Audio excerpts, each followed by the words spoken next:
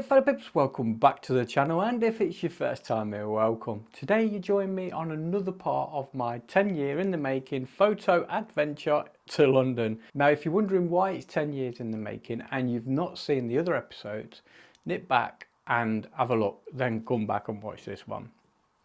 In this episode you join me as I go up the very top of the Shard, 801 feet to the 74th floor of the Shard. Great views, great experience, brilliant time. Now, in this particular adventure, the thing I loved about this was it was not that busy. Now, you can imagine this being a massive tourist attraction. It should be absolutely heaving with people, but fortunately it was not. So that gave us the opportunity to slow everything down and just enjoy the view and the time we had there. We could stay there as long as we wanted. There was no rush, there was no push, that you could do exactly what you want. The way it worked, you jumped in an elevator, you went up to the 69th floor, you got out the elevator. There was some views, some slight views, nice views. The way I incorporated the view was to look through the window, giving you some of the inside of the panes and the surroundings of the window, then looking out into the view just to immerse the person or the viewer into the image.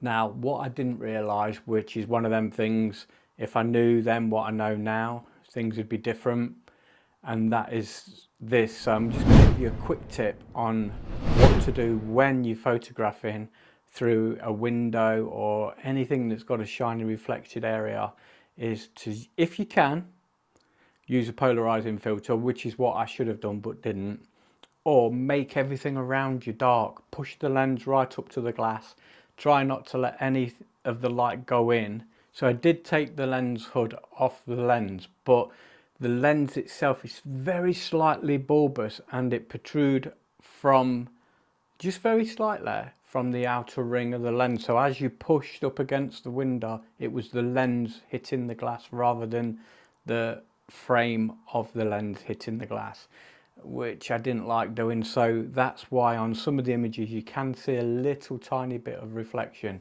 but a polarizing filter is always the best way to go. I'll give you an example of that now. So this is an extension ring, and this is the way it works. You just pop it on the front there of your lens, and you get your foundation. This is the Lee foundation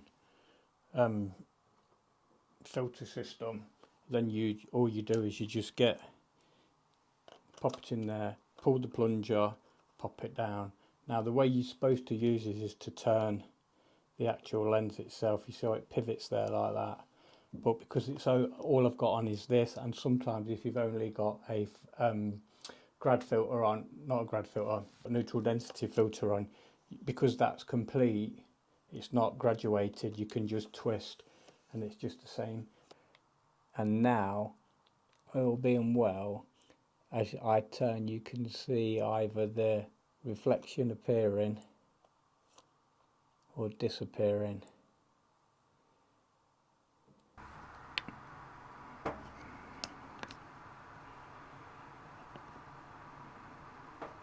So we're not pushing right up against the glass this time, which would have helped at the Shard, most definitely. Same again, so you can see some there. Let's see if we can get rid of them.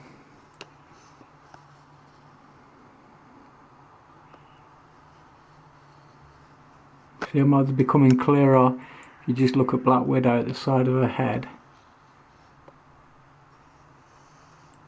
It's in the darks. See, to the right of Black Widow's head you can see Iron Man's reflection in the right hand side, and as I turn that it goes.